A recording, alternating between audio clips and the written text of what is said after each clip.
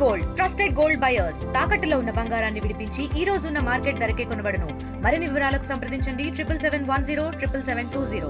3 రోజుల పాటు జరగబోయే మహానాడు కార్యక్రమానికి పెద్ద ఎత్తున కూడా శ్రేణులంతా కూడా వస్తున్న పరిస్థితి అవుతుంది. ప్రస్తుతం మనతో చిత్తూరు ఎంపీ ఉన్నారు.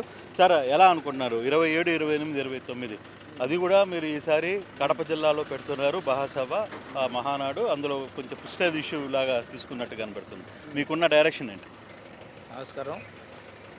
దీనిలో ప్రెస్టేజ్ విషయం లేదండి. రాయలసీమలో మహానాడు ఈ 40 సంవత్సరాల్లో పెట్టలేదు కాబట్టి ఫస్ట్ టైం పెడదామని అనుకున్నారు.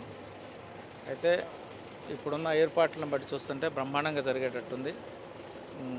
దగ్గర 140 ఎకరాలు స్థలంలో ప్రశాంతంగా జరుగుతుంది. తర్వాత ఈ చుట్టుపక్కల రాయలసీమ జిల్లాలో కూడా బాగా టీడీపీ ఉంది కాబట్టి మంచి గ్యాదరింగ్ కూడా అవుతుంది. మహానాడు మీ అందరికీ తెలుసు, మన ఏమేమి చేయాలి అనుకున్నదంతా పాలసీస్ కూడా చేస్తారు.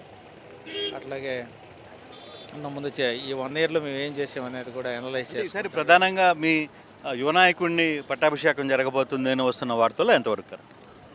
అది మనం గెస్ చేయలేము, బట్ అధిష్టానం నిర్ణయం తీసుకోవాలి. యువ నాయకుడికి మరి ఆయనకైతే తగిన ఇంపార్టెన్స్ ఇవ్వాల్సిందే. మంచి అప్కమింగ్ లీడరు, మంచి డైనమిక్ అప్కమింగ్ లీడర్ ఆయన. సో కాబట్టి ఆయనకి ప్రముఖ స్థానం ఇవ్వాల్సిందే. కానీ ఏం చేస్తారనేది మనకి అంత బయటకు తెలియదు. ఏదైనా కొంచెం ఇన్ఫర్మేషన్ ఏమైనా ఉందా, మీకు ఏమైనా లీక్ అయిందా? అదే లేదండి, లీక్ ఏం లేదు. బట్ మా అందరి ఉద్దేశం ఆయనకి మంచి ప్రాముఖ్యమైన పాత్ర అయితే ఇవ్వాలి.